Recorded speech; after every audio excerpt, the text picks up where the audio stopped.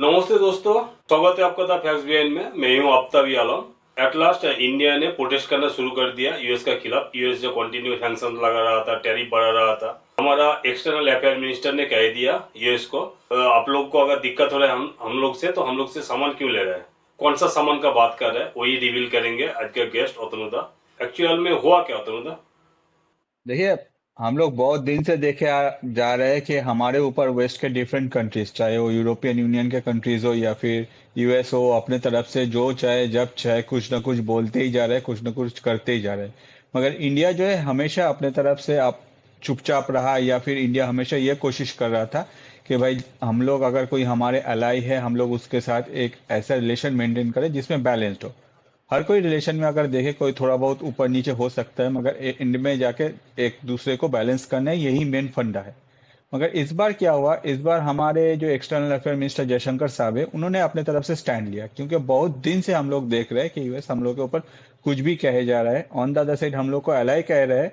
और हम लोग अलाई होने के बाद भी वो हम लोग के ऊपर सैंक्शंस का बात कर रहा है। जैसे हम लोग को पता है कि अभी 25% एक्स्ट्रा, मतलब टोटल 50% जो टैरिफ है वो अभी स्टार्ट होने वाला है।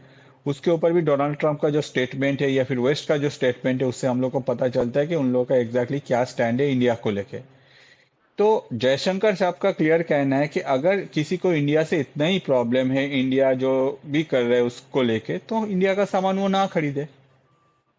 अगर आपको इंडिया का सामान खरीदना है तो भाई इंडिया को भी आप रेस्पेक्ट दो, या फिर इंडिया को बारे में कुछ ऐसा मत बोलो, या फिर इंडिया के अगेंस्ट में कुछ मत करो।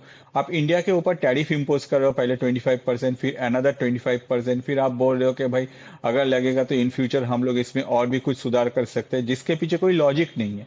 ठीक है, जो भी कह रहे हैं, अगर कोई जियो में आप कुछ स्टेप ले रहे हैं तो ऑब्वियसली उसमें कुछ कैलकुलेशन होना चाहिए। या फिर अगर आप कोई कंट्री के ऊपर टैरिफ इंपोज करें, उसमें भी कुछ भी परसेंटेज है, तो उसमें कुछ कैलकुलेशन होना चाहिए। मगर यहाँ तो सिर्फ एक ही इंसान है जो अपने ईगो को सेटिस्फाई कर रहा है, जिसके वजह से वो अपने ईगो को सेटिस्फाई करने के लिए कुछ भी कभी भी बोल देता है, सुबह उठ के कुछ भी ट्वीट कर देता है या फिर अपना सोशल मीडिया में पोस्ट कर देता है, और वही दूसरा कंट्री को मानना पड़ेगा।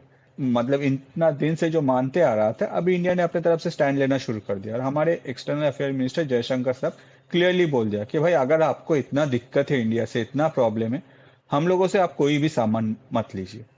तो अब जो क्वेश्चन अराइज होता है, एग्जैक्टली कौन सा सामान का बात कर रहे हैं, तो सबसे पहले जो मेजर है वो है क्रूड ऑयल। जैसे हम लोग को पता है कि हम लोग जो है रशिया से क्रूड ऑयल खरीद रहे हैं। रशिया हम लोग को दुनिया में अगर देखा जाए सबसे ज्यादा डिस्काउंटेड प्राइस में क्रूड ऑयल हम लोग को दे रहा है, जिसमें 5% डिस्काउंट एक्स्ट्रा ऐड हो रहा है आफ्टर जो $60 पर बैरल का प्राइस है। तो इसको लेके अगर हम लोग देखें, ऑलरेडी इस पहले एक सेशन कर चुके हैं जिसमें 5% डिस्काउंट का पूरा डिटेल्स जो है वो लोग हम लोग डिस्कस किया। अगर आप चाहे तो आप हमारे चैनल में जाकर आप देख सकते हैं। इसके अलावा भी अभी क्या बात चल रहा है, अभी ये बात चल रहा है कि जब वो ऑयल हम लोग इंडिया में ला रहे हैं, इंडिया में लाके इंडिया में जो प्यूरिफिकेशन हो रहा है, जिसमें वही क्रूड ऑयल से डीजल हो, पेट्रोल हो, अलग अलग जो भी उनका जो भी बाई प्रोडक्ट है वो हम लोग निकाल रहे हैं। वो सारा बाई प्रोडक्ट कौन खरीद रहा है हमसे? वो सारा बाई प्रोडक्ट खरीद रहा है वेस्ट। जिसमें आप यूएस देख लीजिए, यूरोपियन यूनियन के कंट्रीज देख लीजिए, फिर नेटो के कंट्रीज देख लीजिए, ये लोग हमारे बाई प्रोडक्ट खरीद रहे हैं। At that point of time उन लोग का जो सोच है कि भाई हम लोग रशिया से कुछ नहीं ले रहे, मतलब हम लोग पूरा दूध का धुले हुए हैं। On the other side problem किसको लेके है? प्रॉब्लम है इंडिया को लेके। क्यों? क्योंकि इंडिया जो ऑयल खरीद रहा है उससे रशिया को इकोनॉमिक सपोर्ट मिल रहा है। रशिया वही पैसा जो है वो यूक्रेन वार में जाके अपने तरफ से इन्वेस्ट कर रहा है। ये उनका लॉजिक है। अगर देखा जाए, जब ट्रंप से मिले थे पुतिन, तो पुतिन ने डायरेक्ट बोल दिया कि भाई ट्रंप आने के बाद हम लोग के साथ यूएस का जो ट्रेड है वो 20% बढ़ गया है। इसके अलावा भी अगर देखा जाए, यूरोपियन कंट्रीज है वो लोग भी अपने तरफ से डायरेक्ट रशिया के साथ ट्रेड कर रहे हैं, गैस भी खरीद रहा है, बहुत कुछ ट्रेड हो रहा है। इन सब में कोई भी कुछ नहीं बोल रहा है, कोई भी कुछ कैलकुलेट नहीं कर रहा है। ऑन द अदर साइड सिर्फ इंडिया को हर चीज में हाईलाइट किया जा रहा है। तो जयशंकर साहब अपनी तरफ से स्टैंड लिया। उन्होंने कहा कि भाई अगर इंडिया का सिर्फ ये क्रूड ऑयल खरीदने, फिर या इंडिया का इतना ही, इंडिया को लेकर इतना सारा प्रॉब्लम है, हम लोगों से आप प्रोडक्ट मत खरीदे।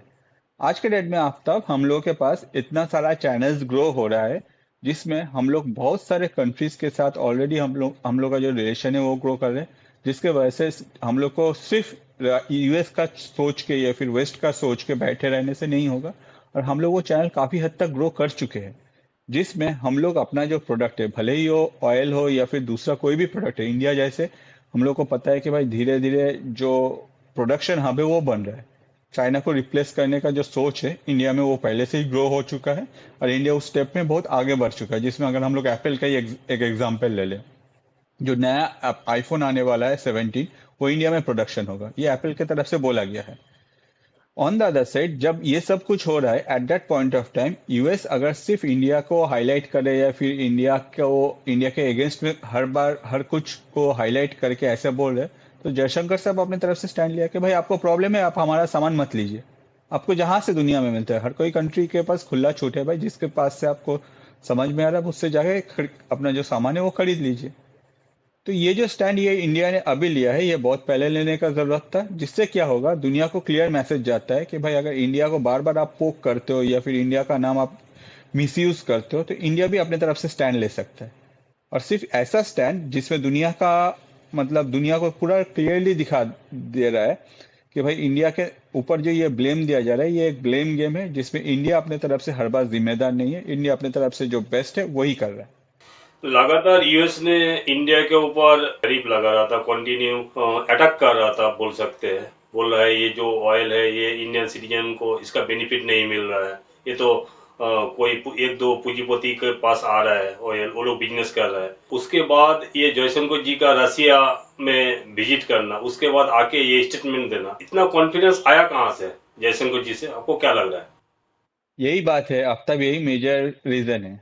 विद इन लास्ट 30 डेज हम लोग देखे कि हमारे जयशंकर साहब जो है रशिया में गए, रशिया का जो एक्सटर्नल अफेयर मिनिस्टर है उनसे मिले, वहाँ पुतिन से मिले। On the other side China के जो वांग ही है एक्सटर्नल अफेयर मिनिस्टर, वो इंडिया आए, वो अजीत डोभाल के साथ मिले, फिर वो जयशंकर के साथ मिले, फिर वो पीएम मोदी के साथ मिले। ठीक है। ऑन द अदर साइड जैसे हम लोग को पता है कि हमारे जो पीएम है मोदी जी, वो अभी चाइना जाने वाला है एससीओ में। इसके अलावा भी अगर रशिया की तरफ से ऑलरेडी क्लियर कर दिया गया है कि पुतिन जो है वो इस साल पॉसिबली दिसंबर, कोई डेट फिक्स नहीं हुआ, इंडिया आने वाला है। इसके अलावा भी अगर हम लोग देखें, इतना सारा सैंक्शंस, इतना सारा ट्रेड के बाद भी अगर हम लोग अपना मार्केट को देखें या फिर हम लोग का फॉरेन रिजर्व को देखें या फिर फॉरेन इन्वेस्टमेंट को देखें, अगर एफडीआई को भी देखें हम लोग, तो इसमें इस तरह से ये जो इफेक्ट है टैरिफ का या फिर सैंक्शंस का, उस लेवल पे कुछ हम लोग को दिखाई नहीं दे रहा। ऑन द अदर साइड हम लोग का जीडीपी ग्रोथ जो है वो भी उस लेवल पे कुछ इफेक्टेड नहीं है।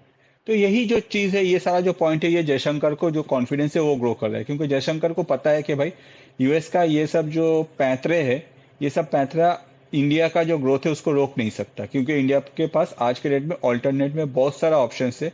साथ ही साथ रशिया ने जिस तरह से स्टैंड लिया कि भाई इंडिया को हम लोग 5% डिस्काउंट रेट में हम लोग का क्रूड ऑयल जो है वो देंगे।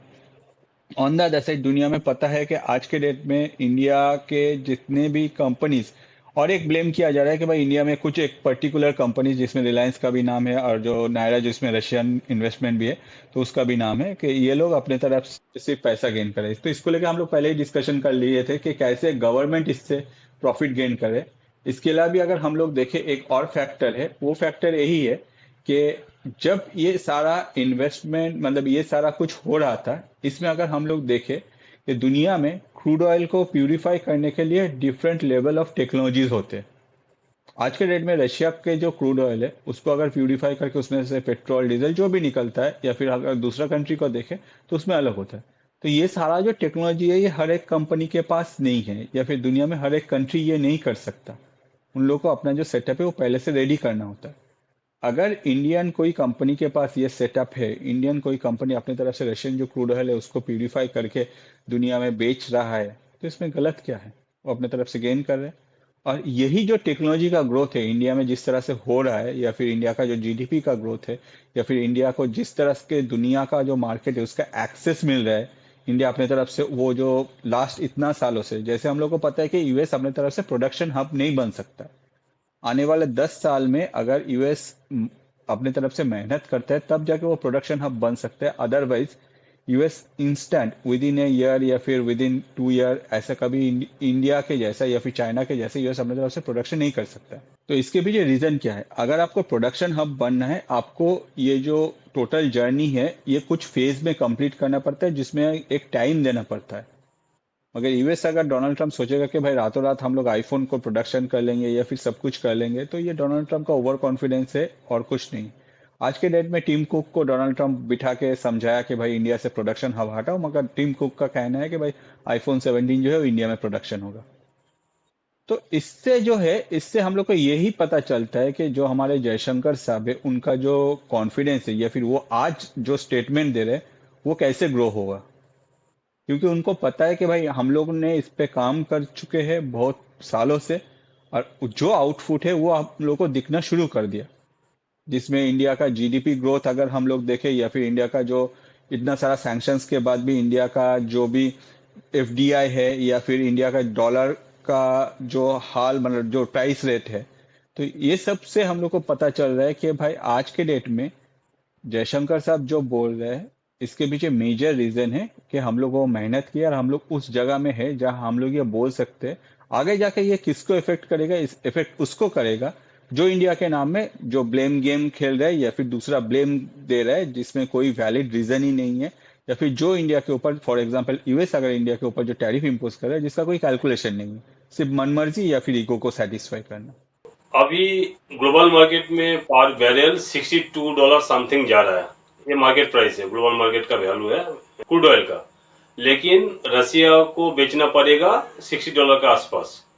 ये यूरोपियन यूनियन सैंक्शन लगाने के बाद ये रेट किया। इससे सुनाई दे रहा है कि नया एक तो रेट और भी चाप के, रसिया को चाप के $47-48 पर बैरल वो लोग को बेचने के लिए मजबूर किया जाएगा। तो ये क्या कोई कंट्री कर सकता है? देखिए, ये तो है एग्जैक्टली जोर जबरदस्ती, ठीक है। आज के डेट में जैसे ईरान के ऊपर सैंक्शंस डाल दिया है जिसकी वजह से वो अपना जो ऑयल है वो बेच नहीं पा रहा है, ठीक है। On the other side Russia का ये जो कैप सेटअप किया है $60 पर बैरल के हिसाब से, ये सारे जो वेस्ट है तो वो लोग अपने तरफ से सोच रहे थे कि भाई हम लोग बहुत कुछ कर दिए, $60 में रशिया जो है वो अपने तरफ से नहीं दे पाएगा। मगर रशिया ने क्या किया, एक स्टेप अहेड गया और बोला कि भाई $60 में भी 5% जो है वो हम लोग इंडिया को डिस्काउंट देंगे, जिसमें हम लोग को 46 से 47 जो है उसके बीच में ही हम लोग को पे करना पड़ रहा है, 46 से $47 पर बैरल के हिसाब से।